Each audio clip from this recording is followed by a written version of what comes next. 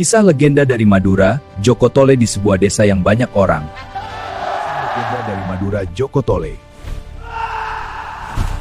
Kisah legenda dari Madura, Joko Tole. Ceritakan, Pak.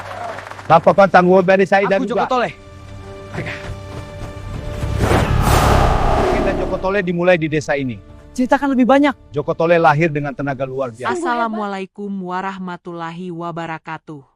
Pernahkah kalian mendengar tentang seorang anak yang lahir di tengah petir tanpa hujan, tumbuh di tanah garam yang keras, lalu menjelma menjadi legenda yang tak pernah padam?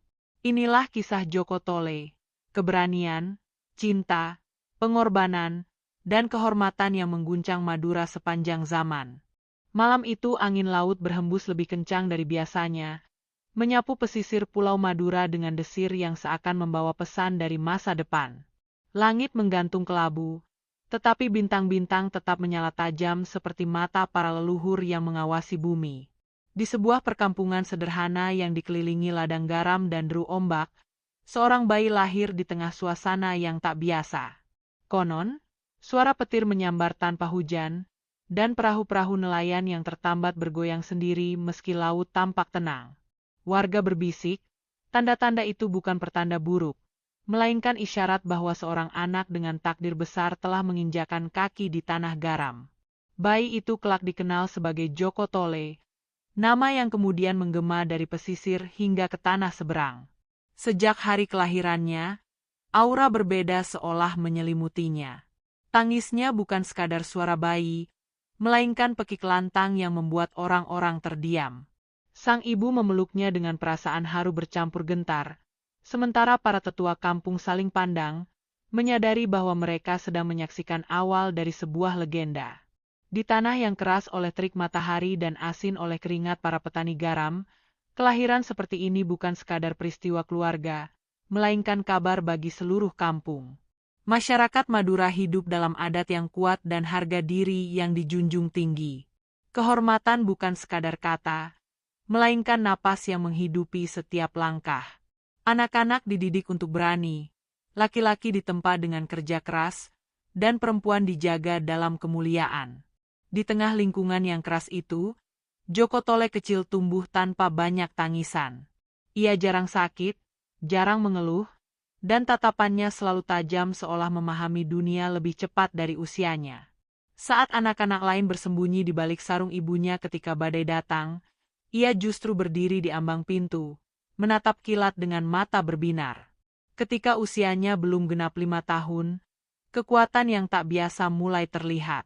Ia mampu mengangkat beban yang tak sanggup dipikul anak seusianya. Pernah suatu hari seekor sapi terlepas dan mengamuk di tengah kampung. Anak-anak berlarian, orang dewasa berteriak. Namun Joko Tole kecil berdiri tegak, menggenggam tali yang terlepas, dan dengan tenaga yang sulit dipercaya, ia menahan hewan itu hingga para lelaki dewasa datang membantu. Sejak saat itu, bisik-bisik tentang anak pilihan semakin sering terdengar di surau dan di tepi ladang. Namun bukan hanya kekuatan yang membuatnya berbeda. Joko Tole kecil memiliki keberanian yang tak diajarkan. Ia seperti dilahirkan dengannya. Ia tak gentar pada gelapnya malam, tak takut pada cerita-cerita makhluk gaib yang sering diceritakan para tetua untuk menakuti anak-anak. Ia justru mendekati pohon tua yang dianggap angker, menyentuh batangnya, dan tersenyum. Seolah ada hubungan tak kasat mata antara dirinya dan alam sekitar. Para orang tua mulai percaya, anak ini bukan sekadar kuat. Ia adalah titipan takdir untuk menjaga tanah dan martabatnya. Di bawah langit Madura yang membara, di antara debu jalanan dan asin angin laut, kisah itu pun dimulai. Sebuah kisah tentang keberanian yang ditempa sejak buayan, tentang kekuatan yang lahir bukan untuk kesombongan melainkan untuk perlindungan. Tanah yang keras telah melahirkan anak yang lebih keras tekadnya. Dan pada malam-malam berikutnya, ketika ombak kembali berbisik di pesisir, orang-orang tak lagi bertanya siapa dia. Mereka hanya berkata pelan dengan penuh keyakinan. Legenda itu telah lahir, dan namanya adalah Joko Tole. Tahun-tahun berlalu sejak malam kelahirannya yang diselimuti tanda-tanda gaib itu. Anak yang dulu digendong dengan bisik-bisik takjub kini tumbuh menjulang di antara pemuda kampung. Di tanah Madura yang keras dan berangin asin, remaja bernama Joko Tole mulai menunjukkan bahwa kekuatannya bukan sekadar cerita masa kecil. Bahunya lebar, lengannya padat oleh kerja ladang dan latihan tanpa henti. Namun yang paling mencolok bukanlah fisiknya, melainkan sorot matanya yang tenang, seperti laut sebelum badai. Sejak usia belia, ia tak pernah diperlakukan istimewa. Ayahnya mendidiknya dengan keras, mengajarinya bahwa kehormatan bukan diwariskan, melainkan diperjuangkan. Setiap pagi sebelum matahari muncul dari ufuk timur, Joko Tole sudah berada di ladang garam, memanggul hasil panen bersama lelaki dewasa. Tangannya melepuh, kulitnya menggelap oleh terik, tetapi ia tak pernah mengeluh. Ia memahami satu hal, di Madura, lelaki sejati bukan diukur dari kata-kata, melainkan dari keteguhan menghadapi panas dan pahitnya hidup. Namun kekuatan sejatinya mulai tampak ketika konflik kecil antar kampung meletus. Perselisihan batas ladang hampir berubah menjadi pertumpahan darah. Para pemuda memegang celurit dengan napas membara, harga diri dipertaruhkan di ujung baja. Di tengah ketegangan itu, Joko Tole melangkah maju. Ia tidak mengangkat senjata, tetapi berdiri di antara dua kelompok yang siap menyerang. Suaranya lantang namun tenang, mengingatkan bahwa kehormatan bukan berarti mencari darah, melainkan menjaga martabat tanpa kehilangan akal. Keberaniannya membuat orang terdiam. Ia bukan yang tertua, bukan pula kepala adat. Namun wibawanya seperti datang dari tempat yang lebih dalam dari sekadar usia. Dengan kata-kata yang tegas dan tatapan yang tak gentar, ia meredakan api yang hampir membakar dua kampung. Hari itu, orang-orang mulai melihat bahwa kekuatan Joko Tole tidak hanya ada di lengannya, tetapi juga dalam pikirannya. Meski begitu, tak semua orang senang melihat namanya mulai disebut-sebut. Beberapa pemuda merasa tersaingi. Mereka menantangnya dalam adu ketangkasan, dalam angkat beban, bahkan dalam perkelahian terbuka. Joko Tole menerima setiap tantangan tanpa kesombongan. Ia bertarung bukan untuk mempermalukan, melainkan untuk membuktikan bahwa keberanian sejati tidak perlu disertai ejekan. Berkali-kali ia menang, tetapi setiap kali pula ia mengulurkan tangan kepada lawannya yang jatuh. Di malam hari, ketika kampung mulai sunyi, Joko Tole sering duduk sendirian di tepi pantai. Ia memandangi cakrawala gelap dan bertanya dalam hati tentang takdir yang selalu dibisikkan orang-orang kepadanya. Apakah benar ia dilahirkan untuk sesuatu yang lebih besar? Ataukah ia hanya anak desa yang kebetulan lebih kuat dari yang lain? Angin laut menjawab dengan desir panjang, seakan menyimpan rahasia yang belum waktunya diungkap. Suatu ketika, ancaman nyata datang dari perompak yang berani merapat ke pesisir. Mereka menjarah perahu dan merampas hasil tangkapan nelayan. Ketakutan menyelimuti kampung. Para lelaki bersiap dengan senjata seadanya, tetapi keraguan tampak di wajah mereka. Joko Tole berdiri paling depan. Bukan karena ia ingin menjadi pahlawan, melainkan karena ia tak sanggup melihat tanahnya diinjak-injak tanpa perlawanan. Pertempuran kecil di tepi pantai itu menjadi ujian sesungguhnya bagi darah kesatria dalam dirinya. Ombak memercik, baja beradu, teriakan menggema di antara angin malam. Joko Tole bergerak cepat dan tegas, melindungi yang lemah dan memukul mundur musuh dengan kekuatan yang membuat lawan gentar. Para perompak akhirnya mundur, meninggalkan pesisir dengan ketakutan yang sama seperti yang mereka coba tanamkan. Kemenangan itu bukan sekadar kemenangan fisik. Ia menegaskan satu hal, Joko Tole bukan lagi anak ajaib yang dibicarakan di surau-surau. Ia telah menjelma menjadi pelindung. Namun jauh di dalam hatinya, ia tahu ini baru permulaan. Musuh yang datang malam itu hanyalah bayangan kecil dari badai yang lebih besar. Dan ketika fajar menyingsing di ufuk timur, menyinari wajah-wajah yang selamat dari ancaman, orang-orang tak lagi berbisik tentang tanda gaib saat kelahirannya. Mereka kini menyaksikan sendiri bukti bahwa darah kesatria memang mengalir dalam dirinya. Di tanah yang menjunjung kehormatan setinggi langit, nama Joko Tole mulai berdiri sejajar dengan harapan, Harapan bahwa Madura akan selalu memiliki penjaga yang tak gentar pada apapun yang datang dari laut maupun dari kegelapan.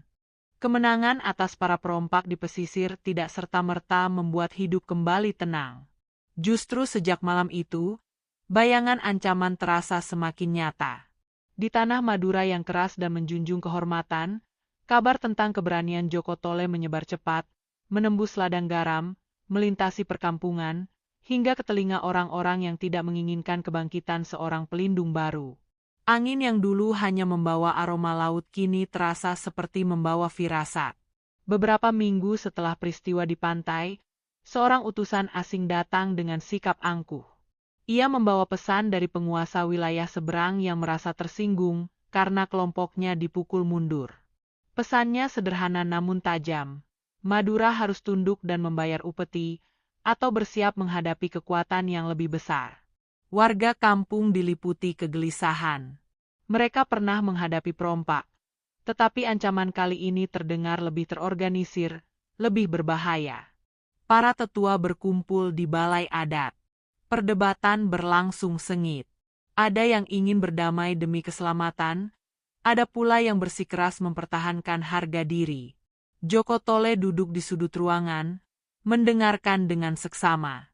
Ia menyadari bahwa keputusan kali ini bukan sekadar tentang perkelahian, melainkan tentang masa depan tanah kelahirannya.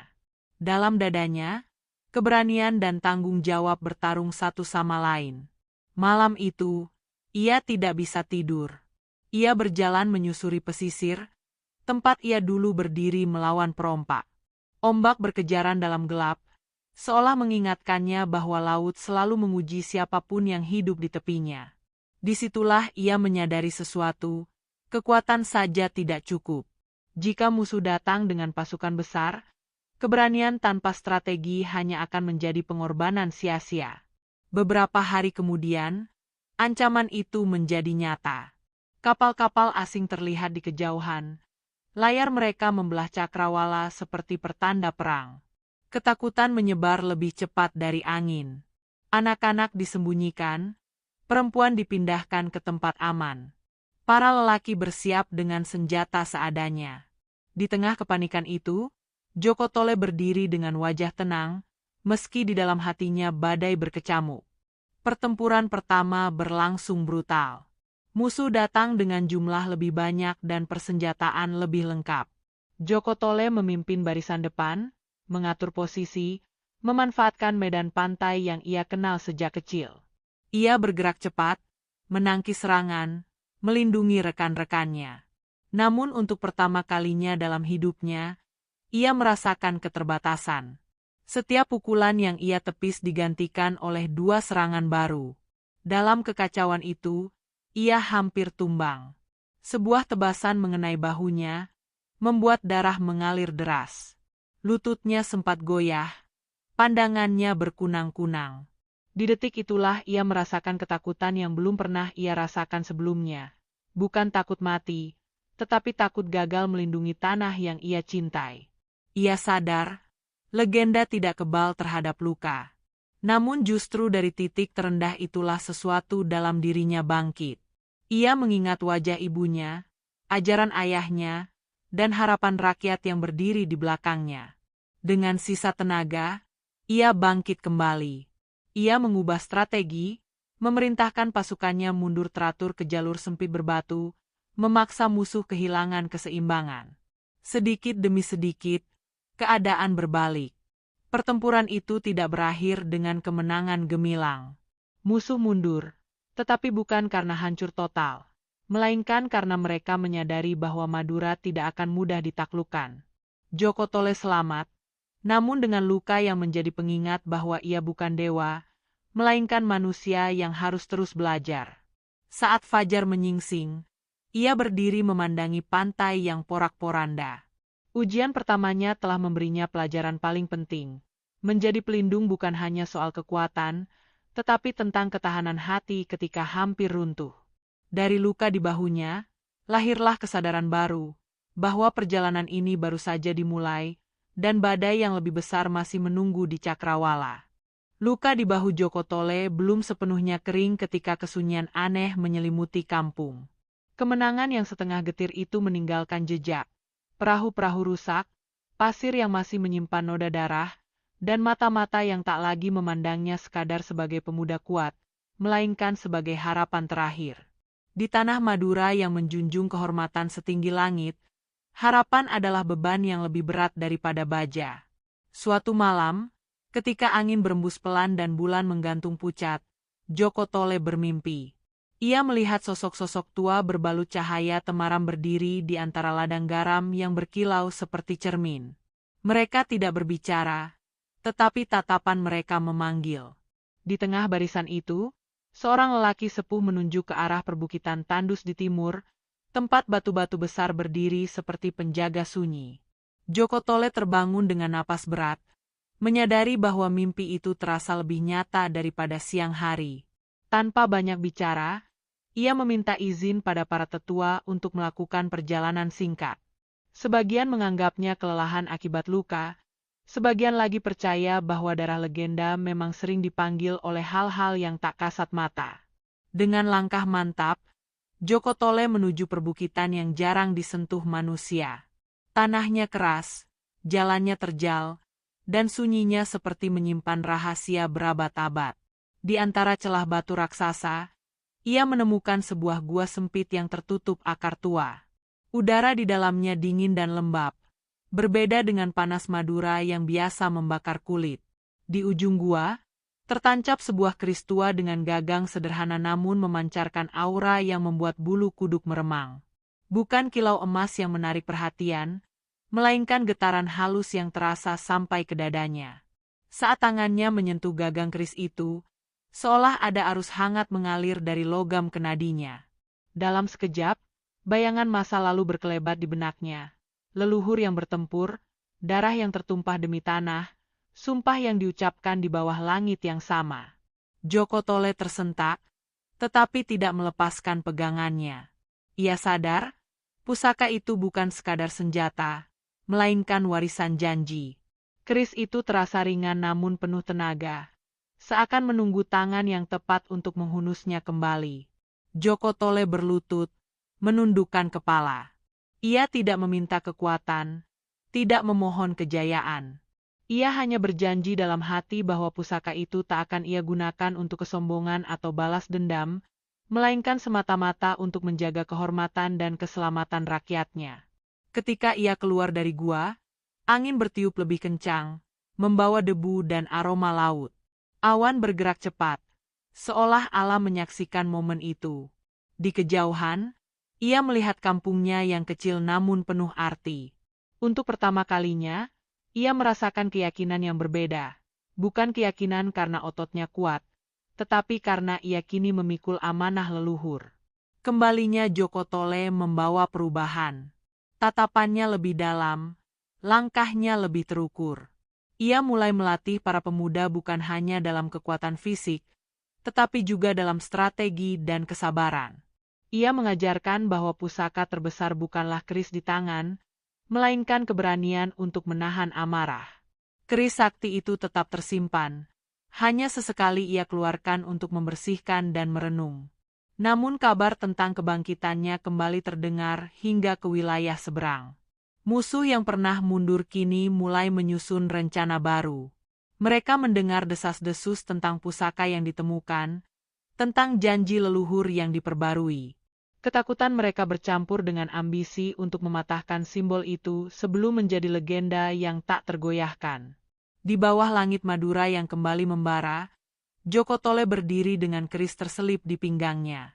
Ia tahu, ujian berikutnya tak akan sekadar tentang mempertahankan pantai, tetapi tentang membuktikan bahwa janji kepada leluhur bukan kata kosong. Dan jika darah harus kembali tertumpah, maka itu akan menjadi saksi bahwa seorang anak yang lahir di tengah petir kini telah resmi menjadi penjaga takdir tanahnya. Janji kepada leluhur belum genap seumur bulan ketika kabar baru datang bersama perahu dagang yang merapat saat senja. Seorang saudagar tua membawa berita tentang kekuatan besar di seberang lautan yang mulai menyatukan wilayah-wilayah kecil di bawah satu panji besi. Mereka bukan sekadar perompak. Mereka adalah kekuasaan yang lapar akan tanah dan tunduknya harga diri. Joko Tole memahami satu hal. Jika ia hanya menunggu di Madura, badai akan datang dalam ukuran yang tak lagi bisa dibendung. Maka untuk pertama kalinya, ia memutuskan meninggalkan tanah kelahirannya bukan karena kalah, melainkan karena ingin memahami sumber ancaman. Dengan restu para tetua dan doa ibunya yang lirih, Joko Tole berlayar menuju negeri seberang. Perjalanan itu bukan sekadar perpindahan tempat, tetapi lompatan dari dunia yang ia kenal menuju wilayah asing yang penuh tipu daya. Laut tidak menyambutnya dengan ramah. Ombak tinggi menghantam perahu kecilnya, seakan menguji kesungguhannya. Di tengah gelombang yang mengamuk, Joko Tole berdiri tegak, memegang tali layar dengan tangan yang pernah terluka di medan perang. Ia sadar, perjalanan ini adalah ujian kesabaran. Tak ada lawan yang bisa ia tebas, tak ada musuh yang bisa ia tatap, hanya kesunyian dan ketidakpastian. Setibanya di pelabuhan negeri seberang, ia menyadari bahwa dunia lebih luas dari yang ia bayangkan. Pasar ramai oleh bahasa asing, senjata lebih tajam dan mengkilap, serta pasukan yang terlatih dengan disiplin berbeda. Di sini, kekuatan tidak hanya diukur dari keberanian, tetapi juga dari kecerdikan dan politik. Joko Tole memilih menyamar sebagai prajurit bayaran, menyembunyikan identitasnya demi memahami kekuatan lawan dari dalam. Hari-hari berlalu dalam pengamatan. Ia melihat bagaimana penguasa negeri itu memerintah dengan tangan besi, memanfaatkan ketakutan sebagai alat kendali. Ia belajar bahwa musuh terbesar bukan hanya pedang, melainkan ambisi. Dari balik keramaian istana dan gemuruh latihan militer, Joko Tole menyusun potongan-potongan rencana yang kelak akan menentukan nasib tanahnya. Namun ujian terbesar datang ketika identitasnya hampir terbongkar. Seorang panglima curiga pada tatapannya yang terlalu tajam dan geraknya yang terlalu terlatih. Joko Tole dipanggil untuk membuktikan kesetiaannya dalam duel terbuka. Di arena yang dikelilingi sorak-sorai, ia berhadapan dengan petarung terbaik negeri itu. Ia tidak boleh kalah, tetapi juga tidak boleh terlalu menonjol. Duel berlangsung sengit. Baja beradu, langkah berputar cepat di atas tanah berdebu. Joko Tole menahan diri, mengatur tenaga, hingga akhirnya ia menjatuhkan lawannya dengan gerakan sederhana namun efektif.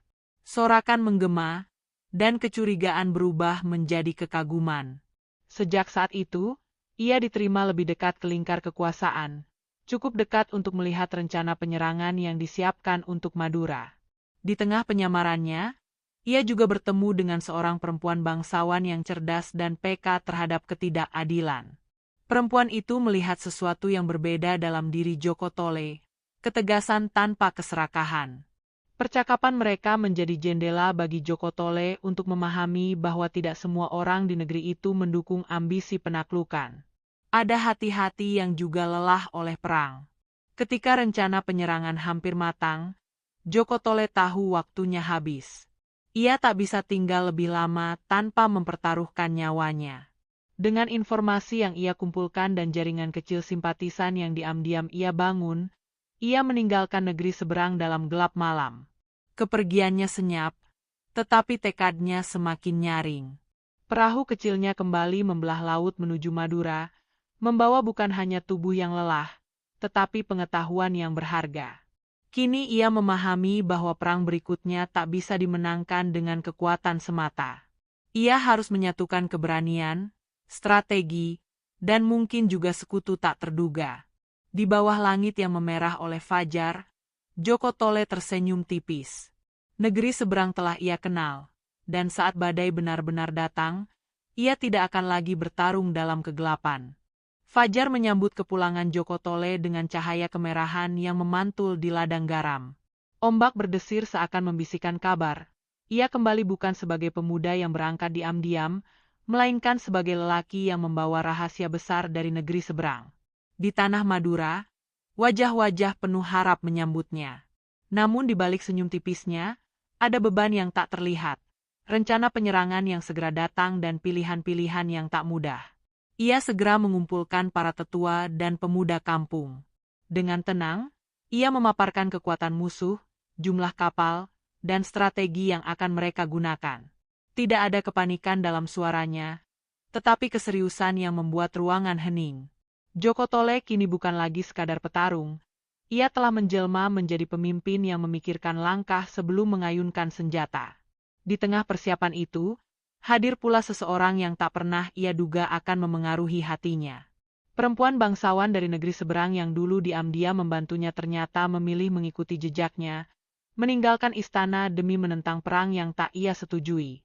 Kedatangannya mengejutkan kampung, memunculkan bisik-bisik dan keraguan. Namun di mata Joko Tole, ia melihat keberanian yang berbeda, keberanian untuk meninggalkan kenyamanan demi kebenaran. Hubungan mereka tumbuh di sela-sela strategi dan latihan perang. Percakapan tentang masa depan bercampur dengan diskusi tentang taktik pertahanan. Perempuan itu tidak hanya menawarkan perasaan, tetapi juga pengetahuan tentang kelemahan pasukan negerinya sendiri. Disitulah Joko Tole dihadapkan pada dilema, menerima bantuan berarti membuka pintu bagi kecurigaan rakyatnya, tetapi menolak berarti mengabaikan peluang menyelamatkan banyak nyawa. Desas-desus pun menyebar. Sebagian pemuda mempertanyakan kesetiaan perempuan itu.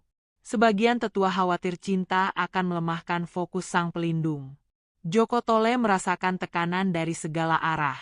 Untuk pertama kalinya sejak lahirannya yang diselimuti tanda gaib, ia merasa hatinya lebih sulit dikendalikan daripada pedangnya. Suatu malam, di tepi pantai tempat ia dulu hampir tumbang, Joko Tole berdiri bersama perempuan itu. Angin membawa aroma asin dan bayangan masa depan yang tak pasti. Perempuan itu berkata lirih bahwa jika perang meletus, ia siap dianggap pengkhianat oleh negerinya sendiri. Kata-kata itu menancap lebih dalam daripada luka di bahunya dulu. Joko Tole sadar, cinta bukan kelemahan, tetapi pengorbanan yang berani. Namun takdir tidak memberi waktu panjang untuk kebimbangan. Mata-mata melaporkan bahwa armada musuh telah bergerak. Langit seakan menegang, burung-burung terbang rendah, dan laut kembali bergejolak. Joko Tole tahu, keputusan harus dibuat sebelum badai tiba. Ia memilih berdiri di hadapan rakyatnya dan secara terbuka mengakui perasaan serta kepercayaannya pada perempuan itu. Kejujuran itu mengejutkan, tetapi juga menyentuh. Ia tidak menyembunyikan apapun, tidak memanipulasi opini. Ia berkata bahwa kehormatan bukan berarti menutup hati dari kebenaran. Jika seseorang memilih berpihak pada keadilan, maka ia pantas diberi kesempatan. Perlahan, keraguan berubah menjadi penerimaan, meski belum sepenuhnya hilang. Di malam sebelum pertempuran besar, Joko Tole menghunus keris pusaka yang ia temukan di perbukitan. Ia menatap pantulan wajahnya di bilah logam, menyadari bahwa hidupnya kini bukan hanya miliknya. Ada rakyat yang bergantung padanya, ada cinta yang ia lindungi, dan ada janji leluhur yang tak boleh dikhianati. Semua itu menyatu menjadi satu tekad. Ketika genderang perang mulai terdengar dari kejauhan, Joko Tole berdiri di garis depan dengan hati yang lebih kuat dari sebelumnya. Ia telah memilih, mempertahankan tanahnya tanpa mengorbankan nurani. Dan jika harga dari kehormatan adalah pengorbanan, maka ia siap membayarnya, bukan hanya dengan darah, tetapi juga dengan cinta yang kini menjadi bagian dari perjuangannya. Genderang perang yang semalam terdengar samar kini menggema jelas bersama dentuman ombak. Fajar belum sepenuhnya merekah ketika armada musuh tampak di cakrawala, layar-layar hitam mereka seperti sayap raksasa yang hendak menelan pesisir Madura. Udara terasa berat, bukan hanya oleh angin laut, tetapi oleh kesadaran bahwa hari ini akan menentukan nasib tanah garam untuk generasi yang akan datang. Joko Tole berdiri di atas batu karang tempat ia dulu merenung saat masih ragu akan takdirnya. Kini tak ada lagi keraguan di wajahnya. Di belakangnya, para pemuda yang telah ia latih berdiri dalam formasi rapi, bukan sekadar membawa senjata, tetapi membawa keyakinan. Di sisi lain, perempuan yang memilih meninggalkan negerinya berdiri bersama para wanita kampung, menyiapkan perbekalan dan merawat yang terluka. Perjuangan ini milik semua. Gelombang pertama serangan datang seperti badai yang dilepaskan tanpa ampun. Panah berdesing di udara, kapal-kapal merapat dengan cepat, dan teriakan perang memecah ketenangan pagi. Joko Tole memberi aba-aba, memanfaatkan jalur sempit berbatu yang pernah menyelamatkannya dahulu. Pasukannya bergerak terkoordinasi, menarik musuh ke medan yang telah mereka kuasai. Namun musuh kali ini berbeda. Mereka datang dengan strategi matang dan jumlah yang berlipat. Pertempuran menjadi kacau, debu dan percikan air bercampur dengan teriakan dan denting baja. Joko Tole bergerak lincah, keris pusaka di tangannya berkilat setiap kali menangkis atau menyerang. Ia tidak bertarung dengan amarah, melainkan dengan kesadaran bahwa setiap langkahnya menentukan hidup orang lain. Di tengah kekacauan, Panglima musuh akhirnya turun tangan. Sosok tinggi dengan baju zirah gelap itu menantang Joko Tole dalam duel terbuka, berharap mematahkan semangat pasukan Madura dengan satu tebasan simbolis. Kerumunan mundur, membentuk lingkaran tak tertulis. Laut menjadi saksi, langit seakan menahan napas. Duel itu berlangsung panjang dan melelahkan. Pukulan demi pukulan ditepis, serangan demi serangan dibalas. Joko Tole sempat terdorong mundur, lututnya hampir menyentuh pasir yang basah oleh darah dan air laut. Ia teringat semua yang telah ia lalui, kelahirannya yang diselimuti tanda gaib, luka di bahunya, perjalanan ke negeri seberang, cinta yang ia pertahankan. Semua itu bukan untuk berakhir dalam kekalahan. Dengan sisa tenaga dan strategi yang telah ia pelajari, ia memancing Panglima itu menyerang terlalu agresif. Dalam satu gerakan cepat dan terukur, keris pusaka meluncur, menjatuhkan lawan tepat di hadapan pasukannya sendiri. Keheningan sesaat menyelimuti medan, sebelum sorak kemenangan pecah dari barisan Madura. Melihat pemimpin mereka tumbang, pasukan musuh goyah. Mereka mencoba bertahan, tetapi semangat mereka telah retak. Sedikit demi sedikit, mereka mundur ke kapal, meninggalkan pantai yang tak berhasil mereka taklukkan. Ombak kembali menggulung, seolah membersihkan sisa-sisa ambisi yang gagal. Namun kemenangan itu bukan tanpa harga. Banyak pemuda gugur, banyak keluarga kehilangan. Joko Tole berdiri di antara yang selamat dan yang tak lagi bernapas, merasakan beratnya kemenangan. Ia tidak bersorak, tidak mengangkat senjata tinggi-tinggi. Ia hanya menundukkan kepala, memberi hormat pada mereka yang telah membayar harga tertinggi demi kehormatan tanahnya. Saat matahari akhirnya naik sepenuhnya, menyinari pantai yang kembali tenang, Joko Tole tahu bahwa pertempuran ini adalah yang terakhir dalam perang panjangnya. Tanah leluhur tetap berdiri, bukan karena satu orang, tetapi karena persatuan dan keberanian bersama. Dan di bawah langit Madura yang kembali biru, namanya tak lagi sekadar disebut. Ia telah menjadi bagian dari napas tanah itu sendiri. Pantai yang kemarin menjadi lautan api kini kembali diselimuti sunyi. Ombak menyapu jejak darah, tetapi tidak mampu menghapus kenangan tentang keberanian yang tertanam di pasir Madura.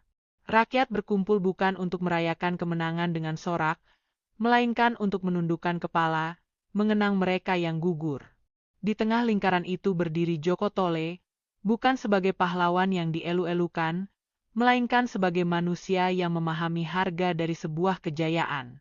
Hari-hari setelah pertempuran dipenuhi kerja sunyi. Rumah diperbaiki, perahu yang rusak ditarik kembali ke laut, dan ladang garam dirapikan seperti biasa. Joko Tole ikut bekerja bersama rakyatnya, memanggul kayu, menata batu, memperbaiki jaring. Ia tidak membiarkan jarak tercipta antara dirinya dan mereka. Baginya, kemenangan bukan alasan untuk duduk di singgasana, melainkan panggilan untuk semakin merendah. Keris pusaka yang dahulu berkilat di medan perang kini lebih sering tersimpan. Ia tidak lagi menjadi simbol perlawanan, melainkan pengingat janji leluhur. Joko Tole mengajarkan kepada para pemuda bahwa pusaka sejati bukan terletak pada bilah baja, tetapi pada hati yang berani menahan amarah dan memilih keadilan. Ia melatih mereka bukan hanya cara bertarung, tetapi juga cara berpikir dan bermusyawarah.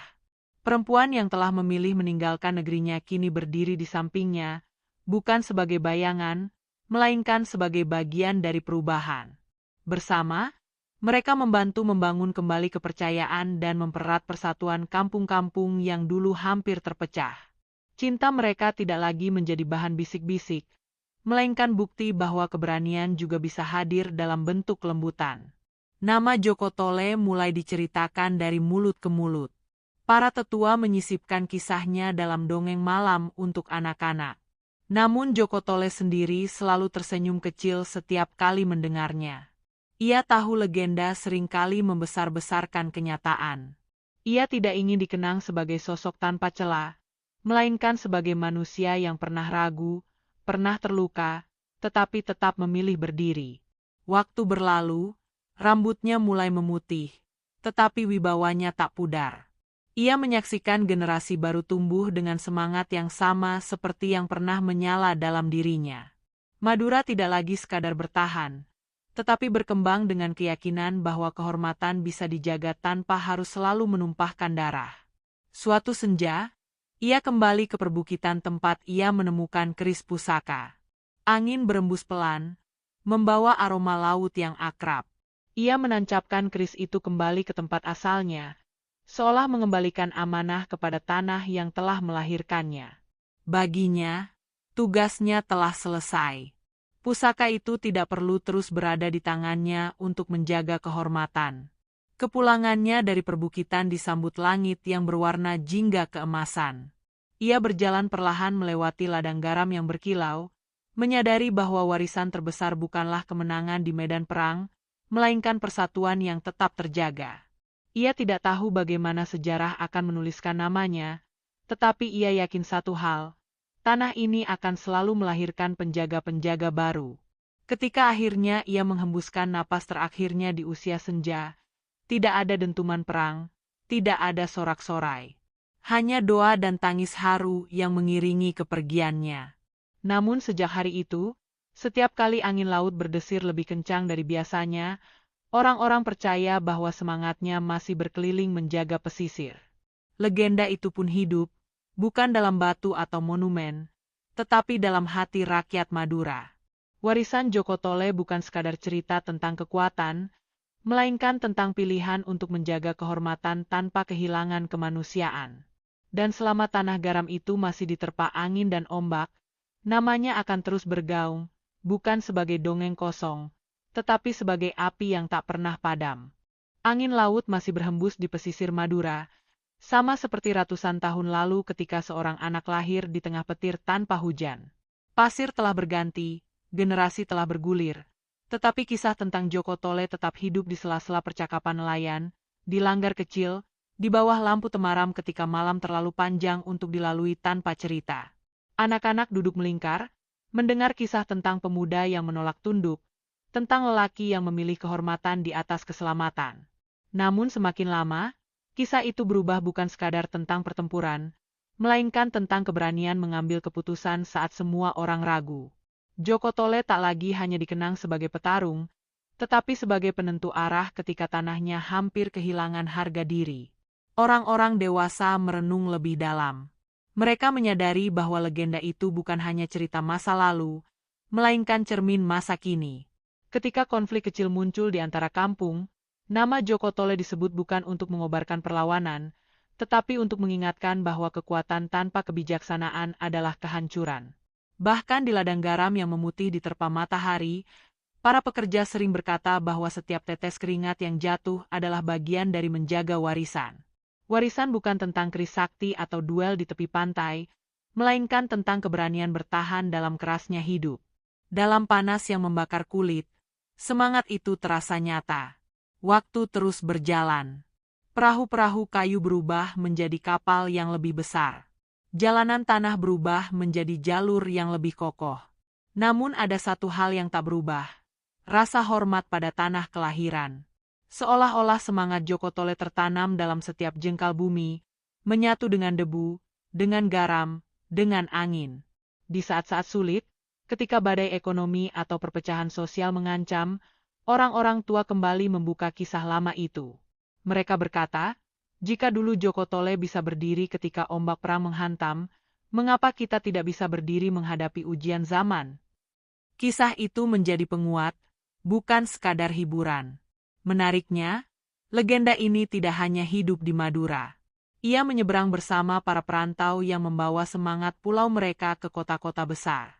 Dimanapun orang Madura berada, nama Joko Tole sering menjadi simbol keteguhan.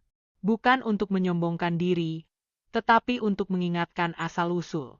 Namun ada satu hal yang sering terlupakan dalam gemuruh cerita. Joko Tole adalah manusia. Ia pernah ragu, pernah terluka, pernah takut gagal. Justru karena itulah kisahnya terasa dekat. Ia bukan makhluk tanpa celah, melainkan manusia yang memilih untuk tetap berdiri meski hampir jatuh. Dan mungkin, di suatu malam ketika angin tiba-tiba bertiup lebih kencang dari biasanya, seseorang akan berdiri di tepi pantai dan merasakan sesuatu yang tak bisa dijelaskan. Bukan bayangan, bukan suara, tetapi semacam dorongan untuk berani, untuk menjaga, untuk tidak menyerah. Itulah warisan sejati Joko Tole. Bukan sekadar nama dalam sejarah, bukan sekadar cerita sebelum tidur. Ia adalah api kecil yang terus berpindah dari hati ke hati. Selama Madura masih berdiri di tengah lautan, selama kehormatan masih dijunjung lebih tinggi daripada rasa takut, legenda itu akan terus hidup, bukan di masa lalu, tetapi di setiap keputusan berani yang diambil hari ini. Bertahun-tahun setelah kepergian Joko Tole, ada satu pertanyaan yang diam-diam terus berputar di benak para tetua di Madura. Benarkah semua yang terjadi hanyalah keberanian seorang manusia? Ataukah ada rahasia yang sengaja disembunyikan tanah garam demi menjaga keseimbangan antara legenda dan kenyataan?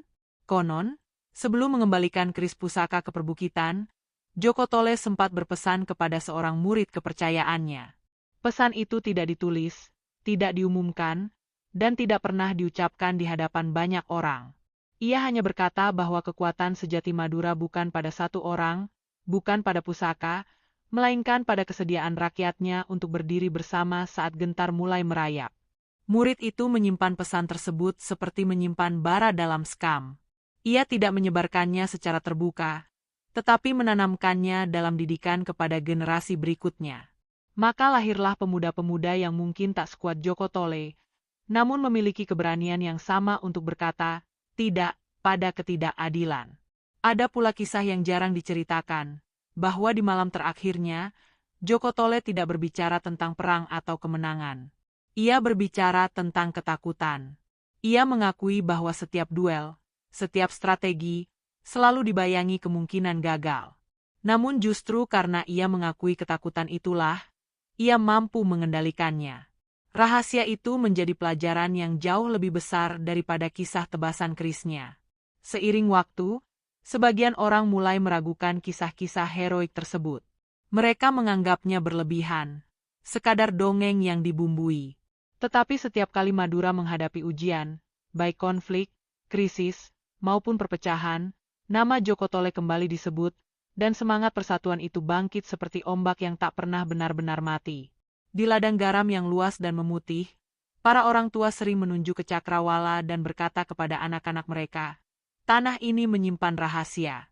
Ia melahirkan orang-orang kuat bukan karena ingin dipuji, tetapi karena ia tahu hidup di sini menuntut keberanian. Kalimat itu sederhana, tetapi syarat makna. Rahasia terbesar mungkin bukan pada pusaka yang pernah ia hunus, bukan pula pada duel terakhir yang menjatuhkan panglima musuh. Rahasia itu ada pada keputusan kecil yang ia ambil setiap hari, untuk tidak menyerah, untuk mendengar sebelum menyerang, untuk mencintai tanpa kehilangan kewaspadaan. Dan semakin dalam orang mencoba menggali jejaknya, semakin mereka menyadari bahwa legenda bukan tentang masa lalu yang dibekukan. Ia adalah energi yang terus bergerak, menyesuaikan diri dengan zaman.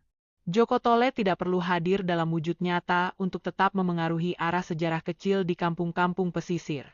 Dari malam kelahiran yang disambar petir tanpa hujan di tanah Madura, hingga gema namanya yang terus hidup melampaui zaman, kisah Joko Tole bukan sekadar cerita tentang duel, keris, dan darah di pesisir, melainkan tentang seorang manusia yang berulang kali memilih berdiri ketika lebih mudah untuk mundur, memilih menyatukan ketika dunia di sekelilingnya retak, dan memilih menjaga kehormatan tanpa kehilangan hatinya.